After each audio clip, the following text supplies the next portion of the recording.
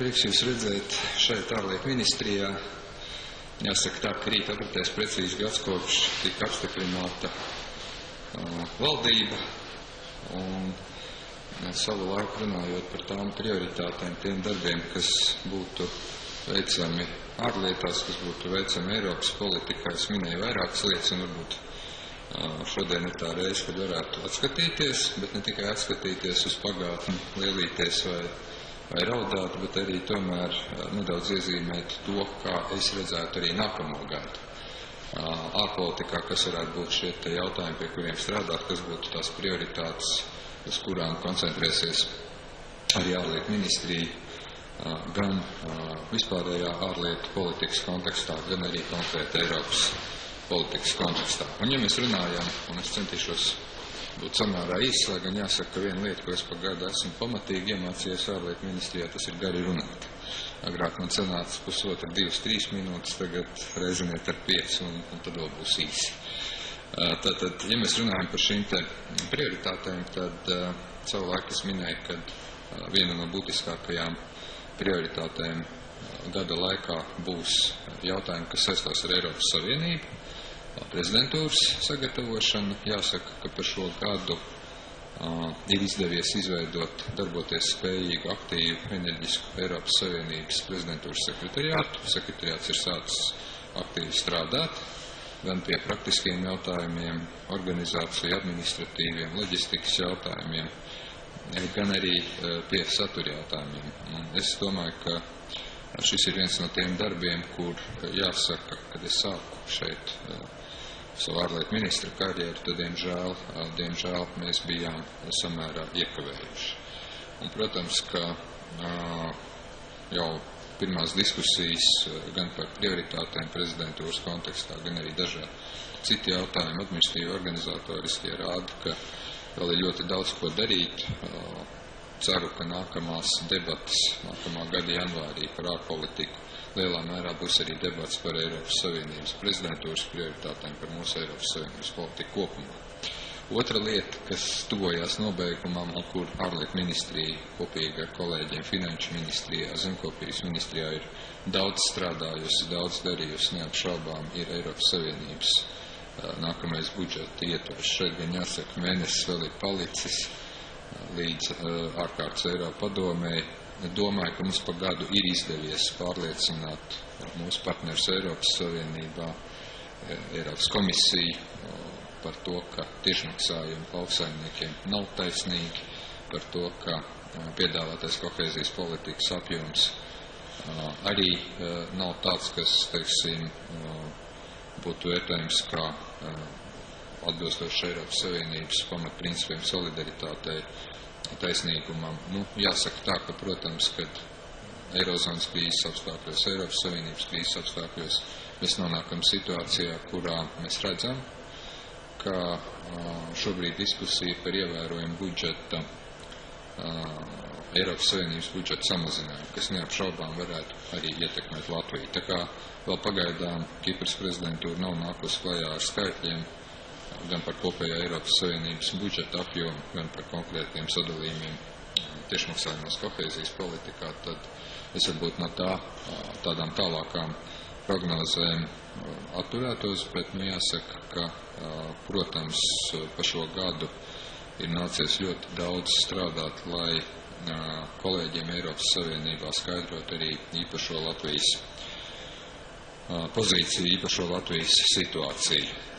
Protams, ka cīnoties ar Eiropas un Eirozonas īpašu finansiālo krīzi, ekonomisko krīzi, es domāju, ka mums tomēr ir bijis ļoti veiksmīgs posms arī. Mēs esam darījuši visu, lai būtu šajā Eiropas, kā mēs runājam, integrācijas kodolā, ja pirmajā Eiropā, kā jūs zināt, Latvija arī aktīvi strādāja pie fiskālās disciplīnas līguma sagatavošanas un noslēgšanas.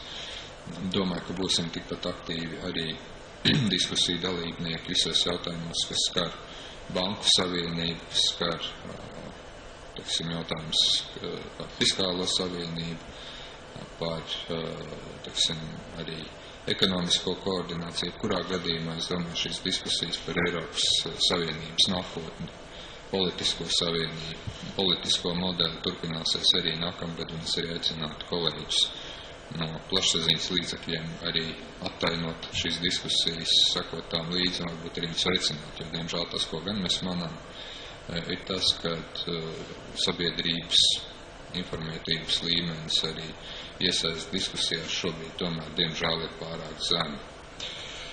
Pie otras prioritātes, kuras es gribētu pakavēties un kuras uzskatu, ka mums arī sadarbībā ar kolēģiem citās valsts institūcijās ir tiešām vērts lepoties, tas ir jautājumi, kas skar Latvijas ārējo drošību.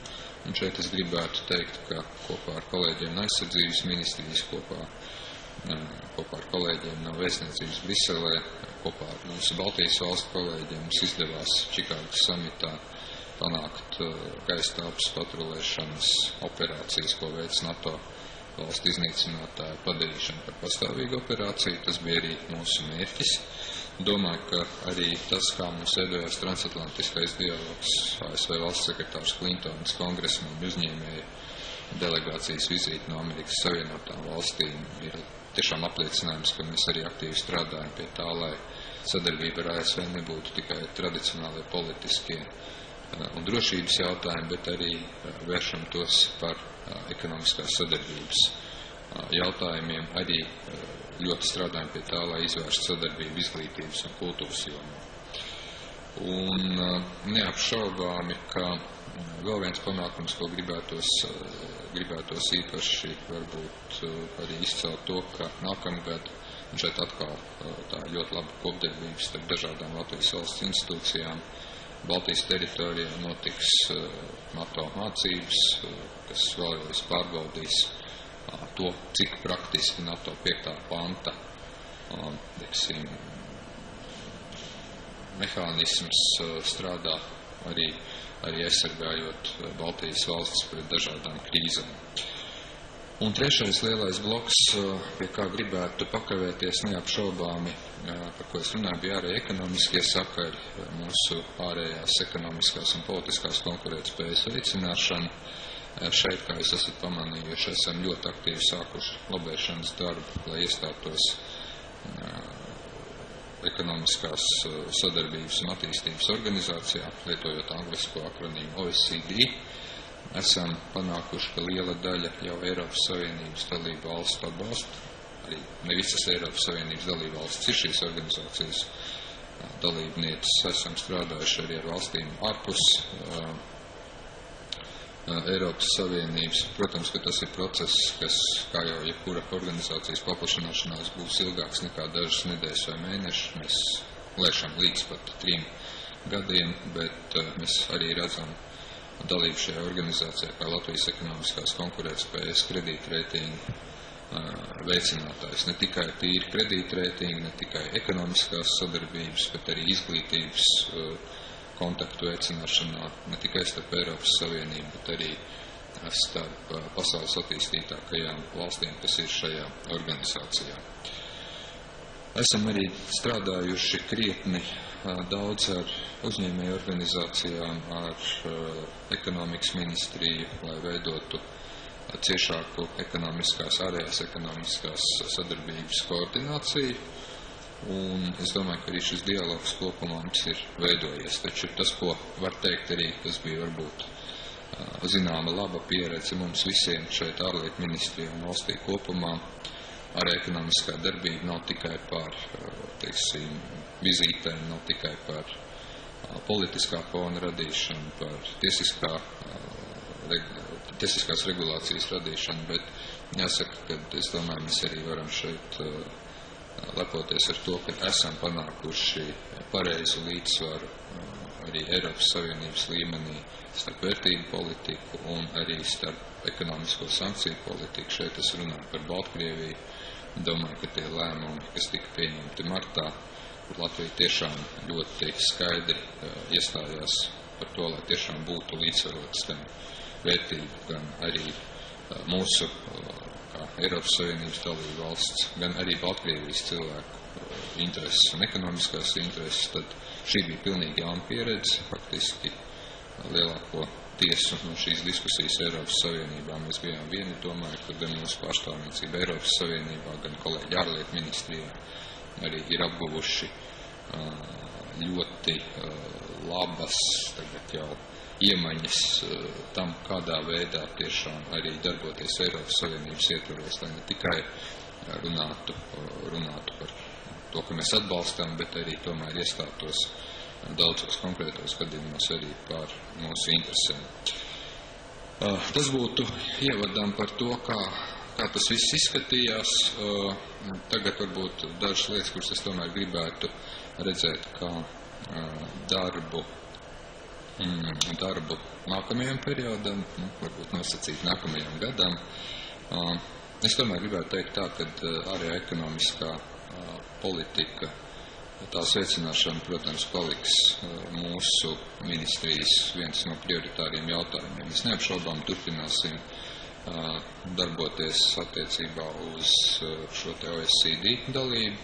Mēs neapšaubām turpināsim pilnveidot, un patiesībā sakot, es gribētu arī diskusiju par to, kādā veidā mēs vēl pārskatām un konkretizējam funkcijas, varbūt arī apvienojums starp ārlietu un ekonomikas ministrijām, kā mēs ciešāk iesaistām zemkopības satiksmes ministrijas, uzņēmēju organizācijas, taču pilnīgi noteikti, ka nākamā gada viens no darbiem būs izvērtēt Latvijas vēstniecību tīklu, izvērtējot vairākus aspektus. Protams, politiskā Latvijas interešu pārstāvniecība, ekonomiskā interešu pārstāvniecība, kultūras sakari, konsulārie sakari un, protams, arī sakari ar diasporu. No tā raugoties mēs gatavosim, un faktiski jau šobrīd tas darbs notiek, arī informatīvu ziņojumu ministru kabinetam par to, kā mēs redzam Latvijas ekonomisko interešu un Latvijas politisko interešu pārstāvību līdz 2020. gadam, faktiski uzsvaru liekot uz Latvijas pārstāvniecību ārpus Eiropas Savienības, sevišķi tajos tirgos, kas ir varbūt arī šobrīd ļoti interesanti. Šeit es runāju par Dienvidu Austrumāziju, par Latīņu Ameriku. Šeit es runāju arī par lietām, kas saistītas ar, mūsu pašu arī sadarbības ar dažādām organizācijām un uzņēmējiem. Un mēs ceram, ka izmantojot šo instrumentu ārējo ekonomisko sakaru koordinācijas padomi, mēs arī uzklausot uzņēmējus precīzēsim tās vēstniecības, tās valsts, kur vēstniecības būtu jāatver. Un man ļoti gribētos, ka 13.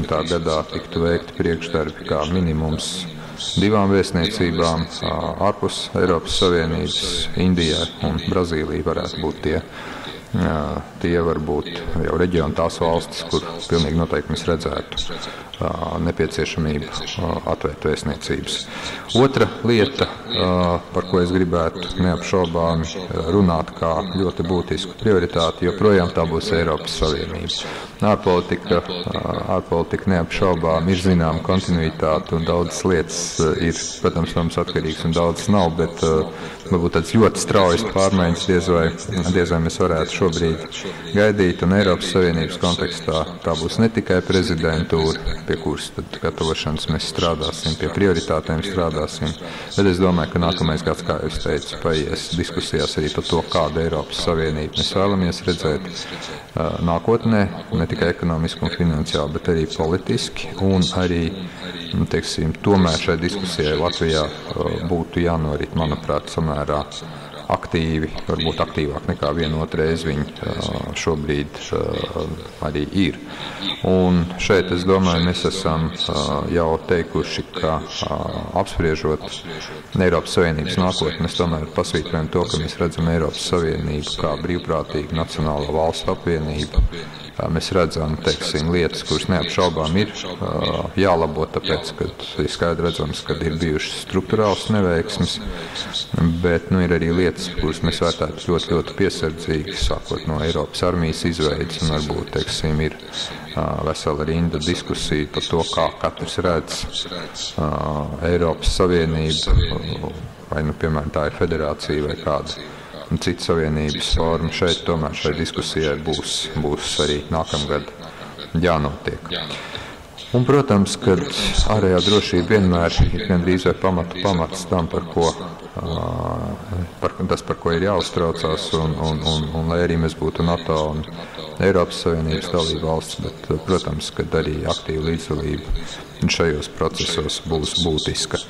Un visbeidzot, neapšaubāmi, ka man ir prieks, ka mums ir izdevies arī pastiprināt vairākas lietas, gan sadarbība ar diasporu, informatīvā ziņā, gan konsulāro pakalpojumu klāstu, un mēs tomēr esam lielā mērā panākuši to, ka daudzās valstīs, kur to valstu pilsoņiem jāsaņem vīzas, dokumentu pieņemšana notiek vairs ne 3-4 nedēļas vai 2 nedēļas, bet gandrīz visur tas notiek dienas laikā. Protams, kad vienmēr būs kāds, kas nav apmierināts, kāpēc to vai citu pilsoni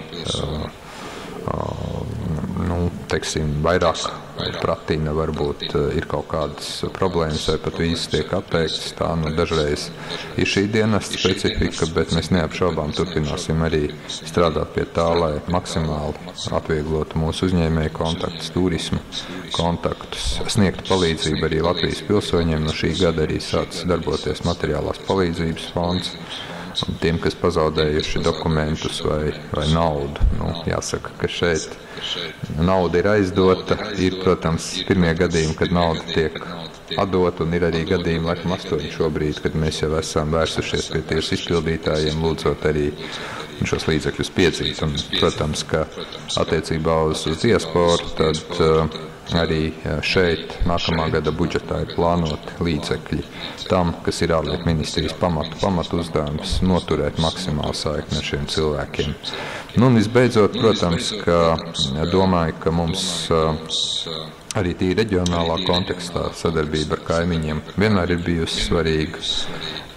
Šeit neapšaubām šie ļoti dažādie formāti, kas mums ir, sākot no Baltijas jūras valstu padomas un beidzot ar Baltijas padomu, Baltijas ziemeļvalstu sadarbības formāts, tie neapšaubām tiks aktīvi izmantoti, bet gribētu teikt, ka es esmu arī priecīgs, ka mums ir bijušas ļoti auglīgas un produktīvas sarunas un sadarbība arī ar reģionu lielvalstīm, Vāciju, Poliju, Ziemeļvalstīm, un tas arī palīdz mūsu interešu nodrošināšanā. Tā kā ar šo, kā jau es draudēju pagaro uzrunu, es varbūt beigtu un dotu iespēju arī jums uzdot jautājumus un apspriest varbūt jautājumus, kas jūs interesē. Jā, paldies ministra kungam. Jautājums lūdzu uzdodiet mikrofonos, kas ir pieejami abās zāles pusēs. Lūdzu, stāvieties priekšā pirms uzdot jautājumus. Aigars Strauss, Anglo-Baltic News no Anglijas. Ministra kungs, par 2015. gada tātad sabiedrisko vai cilvēku iesaistīšanu tajos mērķos vai jautājumos, kas būtu jārisina. Diezgan daudz kritika arī Anglijā, kur dzīvo ap 120 000 cilvēkiem, bija, ka par nacionālo attīstības plānu gandrīz nebija nekāda uzruna un cilvēki ārpus dzīvojošie netika iesaistīti.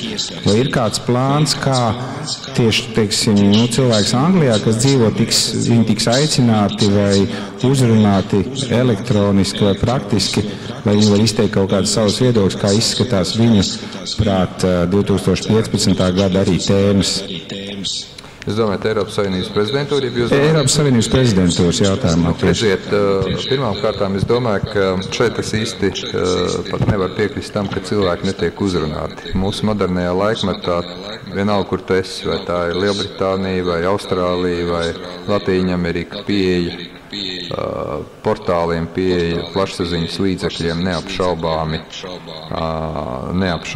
ir, un, cik es zinu, tad, piemēram, par to pašu nacionālās attīstības plānu komentāri ir bijuši ne tikai no Latvijas, bet arī no ārpus Latvijas tajā internetu vietnē.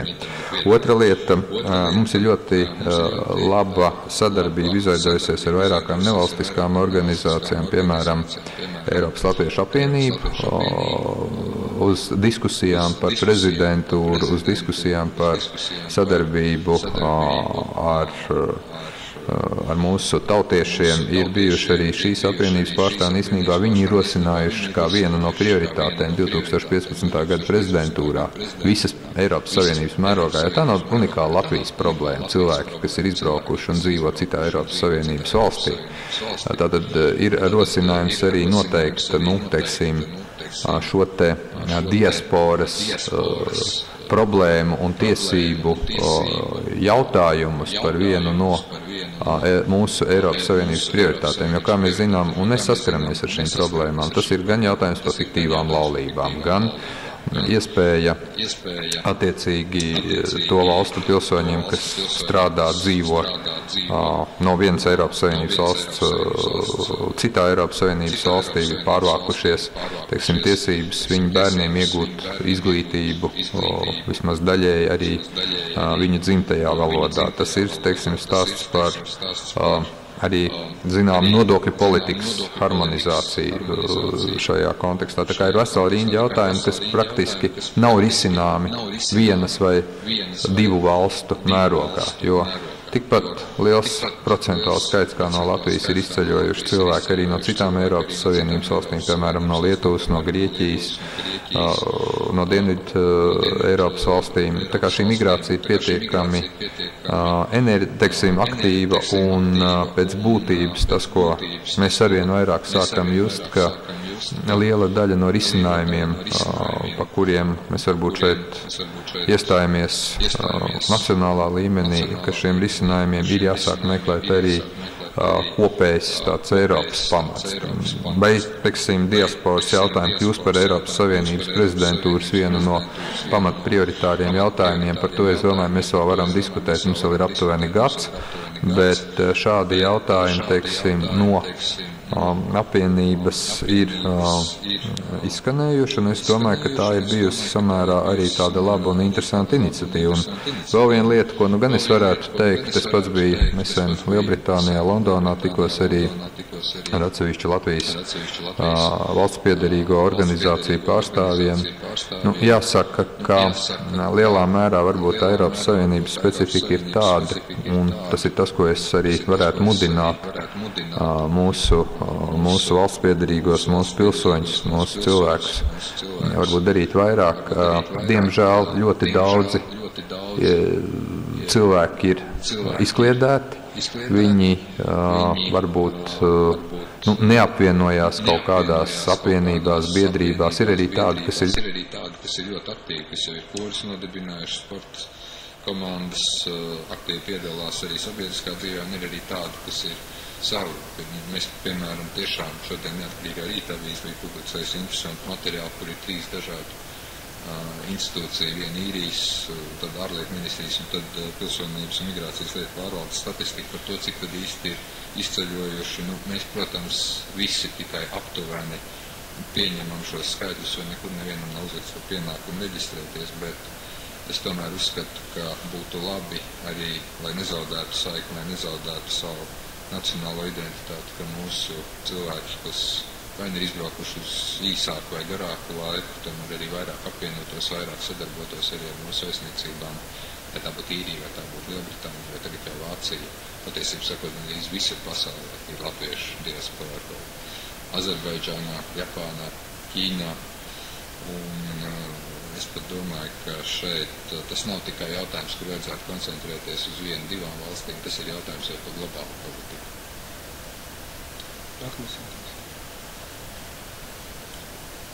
Skan. Kārlis Kristofsons, LNTS ziņas, man ir jautājums par tā saucamo Magnitska sarakstu. Tur Latvija iesaistīsies, veidos tādu sarakstu? Šis jautājums ir šobrīd apspriests gan Eiropas parlamentu līmenī, kā jūs zināt, gan arī Saeimas ārlietu komisija ir spriedusi. Es domāju, ka tas, ko mēs šobrīd varētu darīt, un tas, ko mēs arī esam darījuši Eiropas Savienības Krievijas dialogu ietvaros, mēs jautājums, kas skar cilvēktiesības, kas skar demokrātijas attīstību Krievijā, apspriežam ar mūsu Krievijas kolēģiem. Pavisam nesen tas notika Eiropas Savienības Krievijas ārlietu ministru darba vakariņās, kas, teiksim, pusotras stundas vietā noritēja 3,5 stundas, jo to jautājumu bija pietiekami daudz.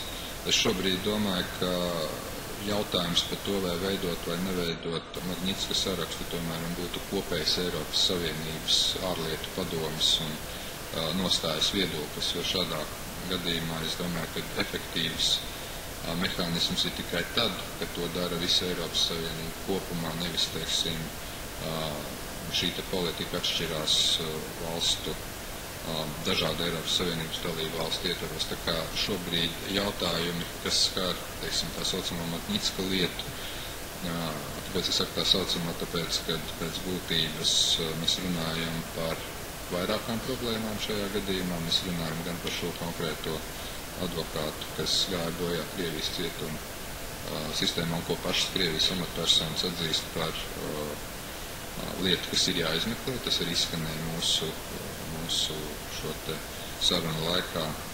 Tas ir jautājums arī faktiski par to, kādā veidā pati Krievija versīsies pret šiem cilvēkiem, kas ir bijuši līdzatbildīgi un vainīgi pie tā iznākuma, kāds ir bijis, un kā mums informēja, tad izmeklēšana šeit turpinās.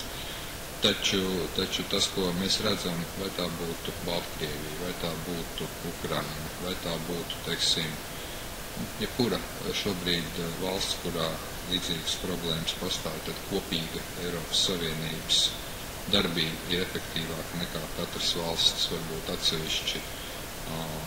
atsevišķi soļi, un no tāda viedokļa raugoties mēs par šiem jautājumiem arī ar saviem Eiropas Savienības kolēģiem runājam, un mēs gribam redzēt šeit arī šajā jautājumā, tāpat kā citos jautājumos, kas arī mums ir būtiski Eiropas Savienības kopēji nostāja. Tāpēc es domāju, ka šis Eiropas parlamenta aicinājums neapšaubāmi tiks apspriests kādā no tuvākajām Eiropas Savienības ārlietu padomēm, tad mēs arī par to varēsim diskutēt. Pagaidām vienpusējs soļus es neprognozētu.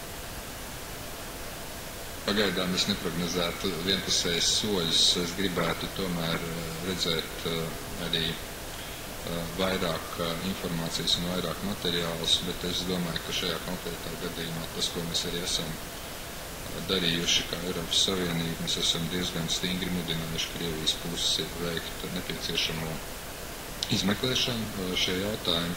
Un te nav tikai Magnitska jautājums, te ir jautājums arī par opozīcijas teiksim, aktīvistu, gan administratīvu, gan bieži vien arī kriminālu vajāšanu. Mēs esam šeit runājuši par visnotaļ skandalozu gadījumu, kā šis Pussy Riot meiteņu jautājums, šeit šī pozīcija ir bijusi. Domāju, ka Eiropas Savienībai šajā konkrētā gadījumā ir jārēģē. Jautājums ir, protams, par to, kādiem līdzekļiem. Un šo es tomēr gribētu redzēt kā koordinētu Eiropas Savienības politiku, ņemot vērā visus jautājumus, kas mums ir būtiski. Paldies. Nākamais jautājums. Nora Rozenberga, ziņas aģentūra BNS. Sakiet, cik veiksmīga praktiskā ziņā šī gada laikā ir bijusi Baltijas valstu sadarbība, kopš jūs esat ārlietu ministrs, un kas ir tie jautājumi, ko jūs vēlētos redzēt atrisināmies nākamā gada laikā? Man jau vakar nācās diezgan daudz un plaši diskutēt par Baltijas valstu sadarbību attiecībām ar Lietuvu raidījumā Jauna nedēļa, un tad es teicu, ka mūsu attiecības, mūsu sadarbība ar mūsu kaimiņiem, gan Lietuvu, gan Igauniju, ir pirmām kārtām raksturojums kā tādas ļoti labas, ļoti kārtīgas, baltiešiem raksturīgas kaimiņu attiecības, kur kopumā mēs viens otram palīdzam un vienmēr palīdzēsim nebaltā brīdī, bet kur ik pa brītiņam, protams, parādīsies dažādi jautājumi, kur viedokļi būs dažādi. Savā ziņā mēs esam arī ne tikai kaimiņi un sadarbības partneri, bet savā ziņā arī konkurēti. Un no tā izrietot, protams, ka, ja mēs paraugamies uz tādu kopējo sadarbību politiskā līmenī, sadarbību, teiksim, drošības politikā, kultūras izglītības sadarbību, tad es šeit gribētu teikt, ka mūsu sadarbība tiešām ir ļoti laba. Ja mēs skatāmies uz dažādiem ekonomikas aspektiem, paskatīsimies uz mūsu tirzniecības bilanci. Mūsu tuvākie kaimiņi Lietuva un Igaunija pirmajā pieciniekā, gan eksporta, gan importa ziņā. Līdz ar ko, teiksim, tas liecina, ka arī ekonomiskā sadarbība ir laba. Ja mēs runājam savukārt par veselu rindu jautājumu, tad Jā, mums ir, protams, zināms arī pamats būt uzstājīgiem, piemēram, attiecībās ar Lietuvu jautājumos, kas skar dzelzceļa līnijas, gan uz Reņģi, gan uz Liepāju. Mēs uzskatām, ka šeit Lietuvas puses ir rīkojusies nepamatot, pie tam ir bijuši viena solījuma, tad ir bijusi pauze, un tad faktiski ir pilnīgi cita retorika un nekāda darbība nesako. Tas, protams, nav tas, kas būtu vērtējums ar pluzīm. Mēs, protams, redzam arī un paužam nožēlu par to, ka tā pašā ļoti būtiskajā Baltijas valstu sadarbības aspektā, kas ir enerģētika, tad mēs redzam, ka sašķidrinātās gāzes termināls nacionālā līmenī par spīti tam, ka mēs visi saprotam, ka tam ir jābūt reģionāls nozīmes projektam, ka šī termināla būvniecība Klaipēdā notiek, teiksim, vienpusējā kārtā. Protams, katrai valstī ir tiesības to darīt. Un tagad, protams, mēs arī gaidām jaunās Lietuvas valdības izveidošanu, arī saistībā ar Izigīnas atomelektrostaciju. Mēs zinām referendumu rezultātus, un tad mums tagad gribētos arī zinām skaidrību no jaunās valdības par to, kāda būs šie soļi un kā turpināsies šīs sarunas. Tā pašā laikā, acīm redzot, pat ja mums kādreiz ir kaut kādi jautājumi, pa kuriem mums ir dažādi viedokļi, vai kur mēs varbūt pat savā ziņā konkurējam, tad, ja mēs skatāmies uz vispārējo sadarbību, vai tas būtu Eiropas Savienības daudzgadu budžeta kontekstā, vai manis minētā jau politiskā drošības dimensija, izglītība, kultūra, ļoti daudz un dažādā koordinācija pirms dažādu starptautisku organizāciju pasākumiem. Faktiski mēs tiekamies pat plašākā formātā pirms katras Eiropas Savienības ārlietu padomes kopā ar mūsu ziemeļu kaimiņiem, ANO formātā, NATO formātā, teiksim, Eiropas drošības sadarbības organizācijas formātā, tad neapšaubām, ka tas pozitīvais, tā dinamika ir, es pat teiktu, ļoti, ļoti liela, un tā kaimiņu būšana, tie nelielie sīkumi, viņi būs vienoti. Un arī mūsu, es domāju, draugiem šeit tad ir pamats nedaudz uzmest lūpu un domāt, ka mums vajadzētu rīkoties savādāk. Tā kā kopumā es domāju, ka tā sadarbība ir samērā laba. Nākamgad, ziniet, ļoti daudz ko noteiks, protams, tas, kā beigsies Eiropas Savienības budžeta sarunas. Jūs ziniet, ka faktiski šobrīd viens no projektiem, kas ir būtisks visām trim Baltijas valstīm, tā ir transporta artērija Rail Baltica, mūsu gadījumā vēl arī dzelzceļa līnija, tas uzmēs austrumu rietumu koridors. Latvijas rietumiem uz Latvijas-Krievijas robežu tādā veidā, lai uzlabot arī mūsu dzelzceļa kravas. Mēs vēl nezinām, ar ko beigsies šīs sarunas, kādā veidā šis projekts attīstīsies. Ja šis projekts tiks apstiprināts novembra beigās, tad tā būs vēl viena ļoti, ļoti nopietna dimensija. Mēs jau šobrīd lielā mērā visi kopā koordinējam mūsu enerģētikas politiku, lai arī ir, protams, dažas lietas, kur mēs gribētu redzēt labāku koordināciju. Un, protams, ka ļoti daudz ko arī noteiks pavisam drīz vēl otrā kārta Lietuvas vēlēšanas un tad jau jaunās valdības izveida. Bet, kā jau es esmu teicis arī iepriekš, es neredzu fundamentālas izmaiņas mūsu attiecībās. Es domāju, ka viņas būs samērā dinamisks arī nākamgad.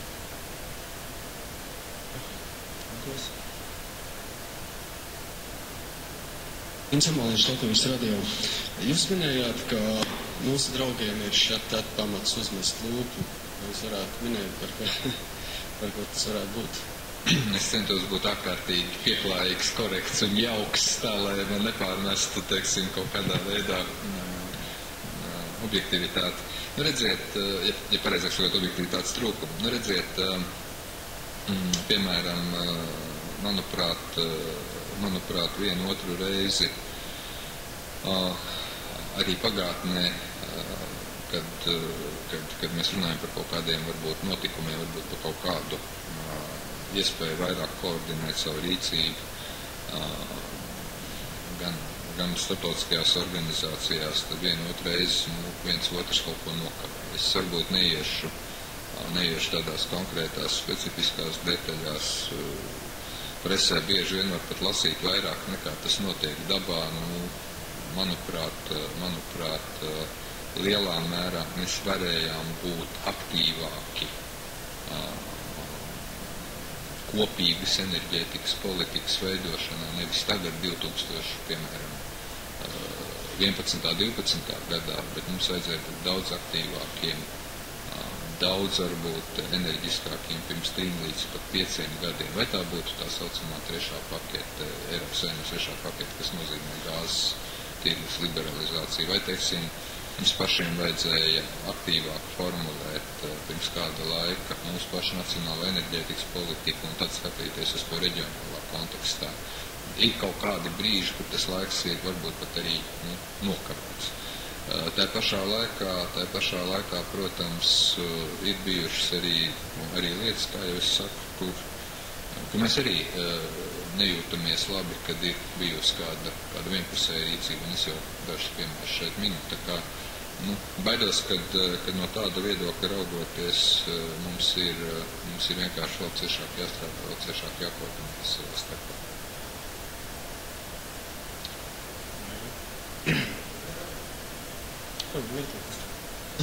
Man ir jautājums par budžetu, kuru vakar, es saprotu, Eiropas komisija nepiekrita samazināt Eiropas Savienības budžetu, jeb Eiropas padomu.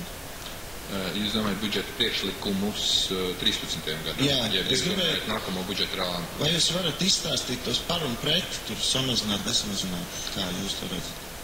Kopējā problēma, protams, saistībā ar Eiropas Savienības budžetu ir viena. Vai tas būtu 13. gads, vai tas būtu jau 14. līdz 20. Eiropas Savienībā ir faktiski 2 lielas grupas. Pirmā grupa ir tie, kas vairāk iemaksā Eiropas Savienības budžetā, bagātas valstis, un ir valstis, un Latvija pieder pie tām, kas no Eiropas Savienības budžeta saņem ievērojami vairāk. Šajā plānošanas periodā, es nerunāšu par konkrētiem gadiem, es vairāk par šiem 7 gadiem runāšu.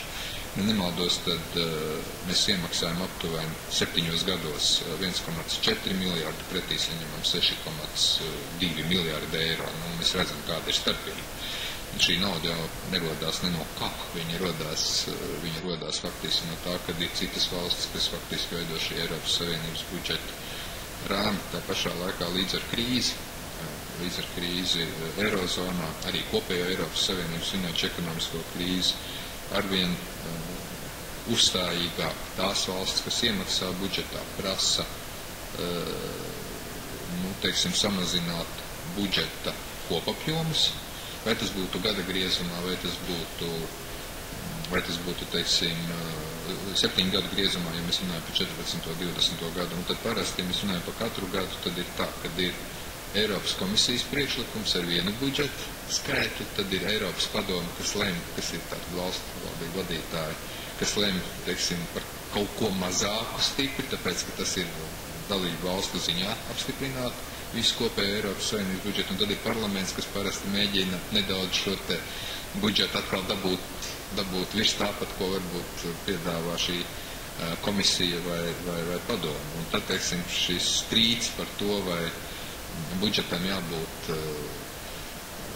kā pie mums Latvijā mīl teikt, fiskāli atbildīgam un konsolidētam, tātad mazākam, vai viņam ir jābūt tieši ar tādu izaugsmu, viņš parasti ilgst diezgan ilgi, līdz pat decembra vidu un beigām, tad parasti tiek atrasts kaut kāds zināms kompromiss. Līdz ar ko tas, kas mūs, protams, šobrīd neapmierina, gan varbūt šajā konkrētajā 13. gada kontekstā, gan varbūt arī plašākā 14. un 20. gada kontekstā, ir tas, ka, protams, tās valsts, kurām ir jāiemaksā vairāk nekā viņas saņem šo Eiropas finansējumu, ņemot vērā arī to, ka viņas mazina savus nacionālos budžetus, viņas diezgan kategoriski iestājas par budžetu samazinājumu.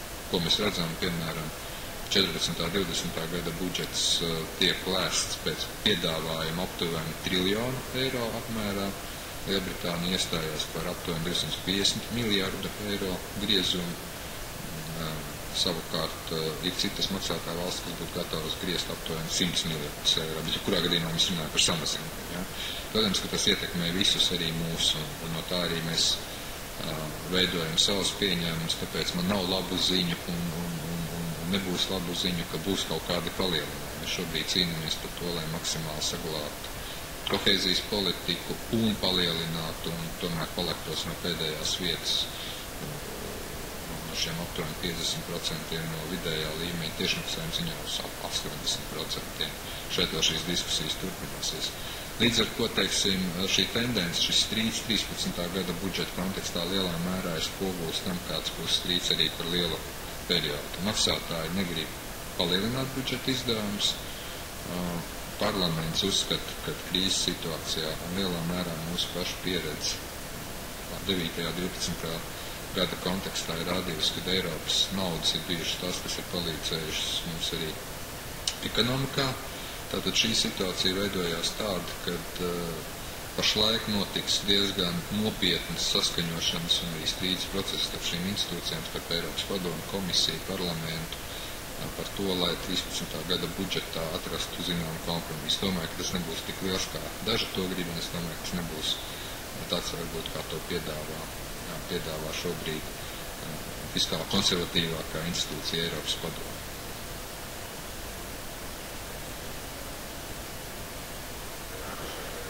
Ir plānots palielināt mūsu godu konsulu skaitu pasaulē, un kāda tā tendence šobrīd ir tieši saistībā ar ekonomiskām aktivitātēm eksportā? Jā, mēs principā gan arī jāsaka tā, godu konsulu saskatām kā tādu mūsu diplomātiskā dienesta daļu, kas darbojās tur, kur daudz un dažādu iemeslu dēļ mēs nevaram atvērt vēstniecības parasti jau, protams, finansiāli un ekonomiski apsvērumu dēļ. Un tā, ka katru gadu goda konsulu skaits nedaudz pieaug. Mēs skatāmies uz tām valstīm, kur šis goda konsulu skaits vēl ir nepietiekams. Nu, ir tāds liels valsts, kā piemēram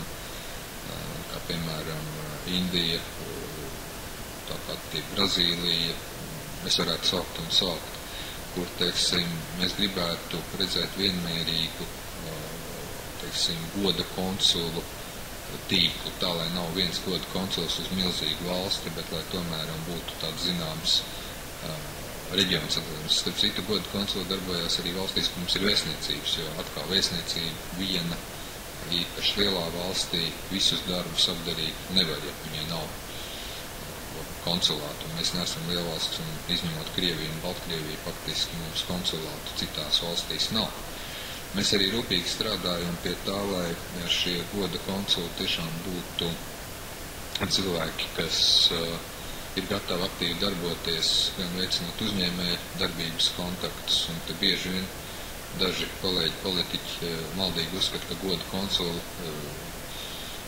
izsniedz vīzas vai tikai uzturēšanās vai atgriešanās atļaujas. Praktiski pie goda konsula var vērsties, lai saņemtu uzturēšanās atļauju, bet pamatā tas, ko dara goda konsuli, viņi tieši veicina ekonomiskos sakarus, un es pats esmu bijis vairākās valstīs, kur tiešām, jāsaka, tās valsts pilsoņi parasti no uzņēmēju aprindām ir bijuši ļoti, ļoti labi Latvijas vēstnieki, ekonomisko sakaru veicinātāji. Tā kā mēs turpināsim strādāt pie tā, lai ne tikai atvērtu pēc iespējas vairāk goda konsula amatus valstīs, kur viņu vēl nav. Tas ir būtiski, īpaši Āfrikā, protams.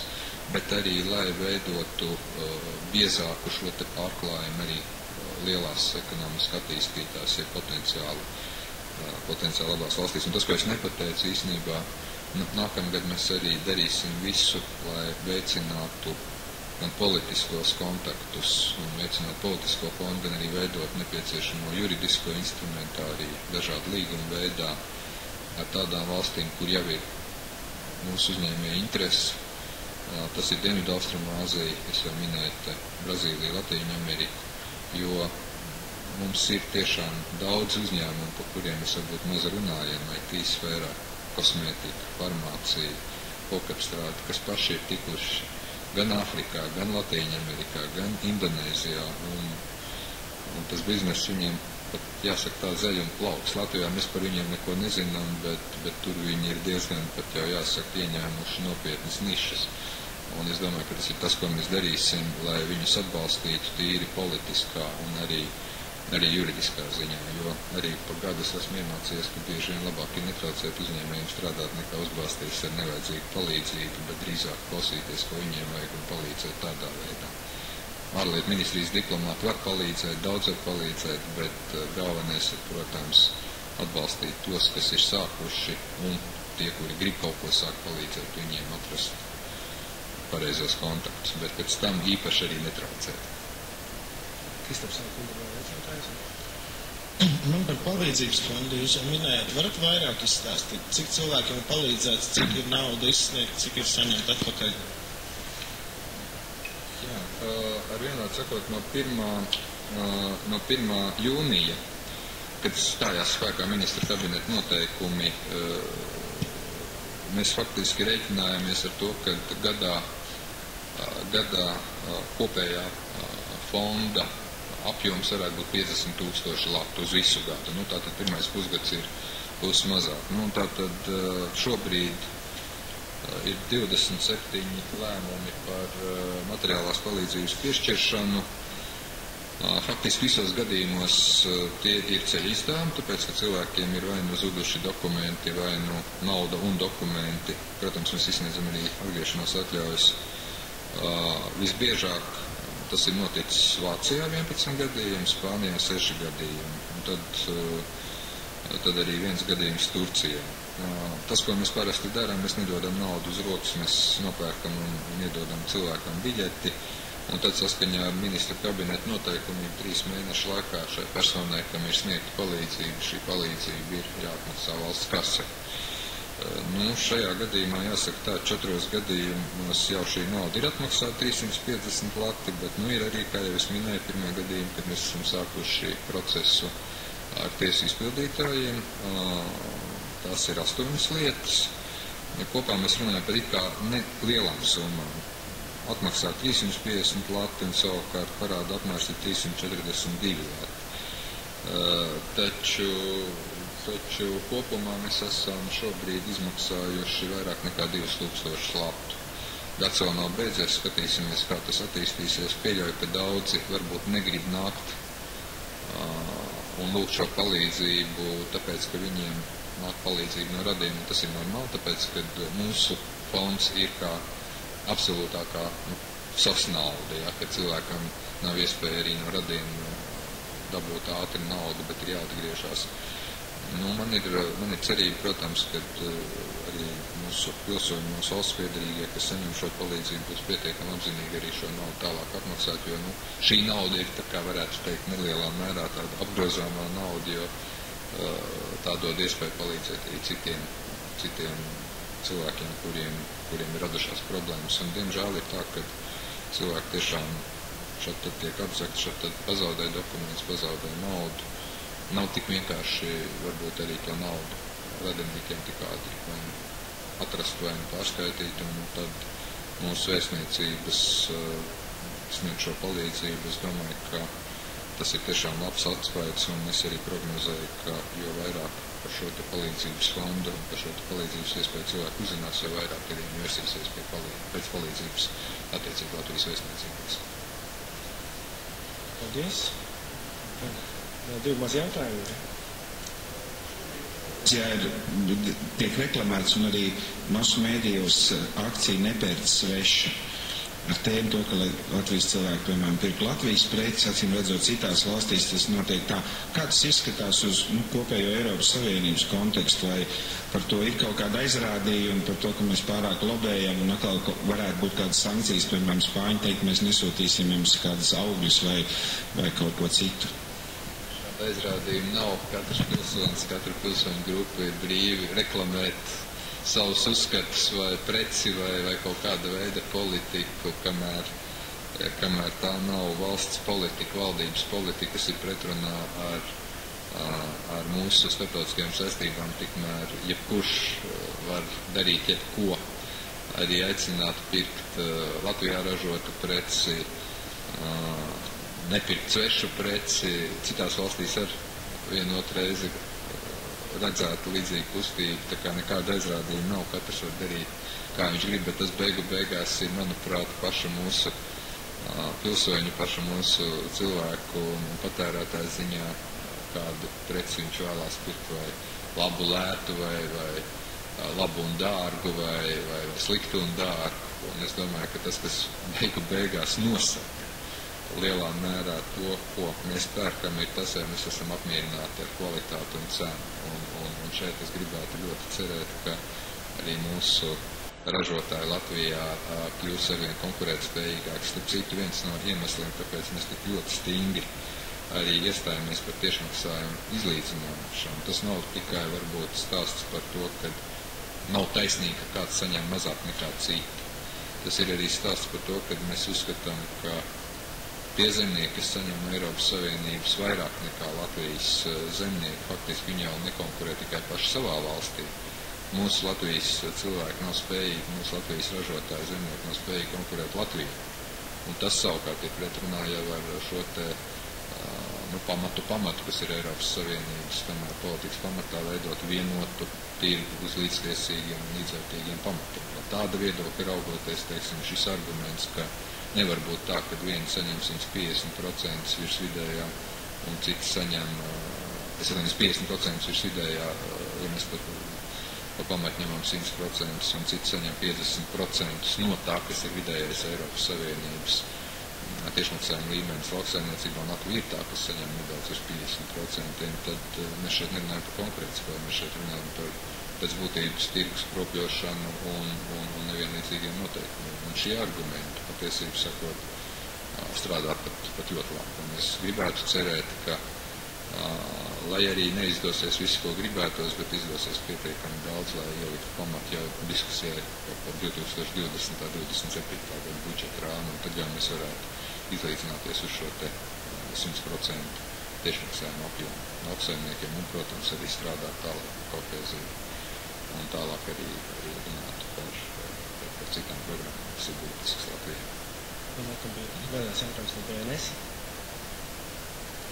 Jā, premjeras vakar atskatoties uz valdības gada darbu sacīja, ka viena no vājām valdības vietām ir partneru politiskās pieredzes trūkums.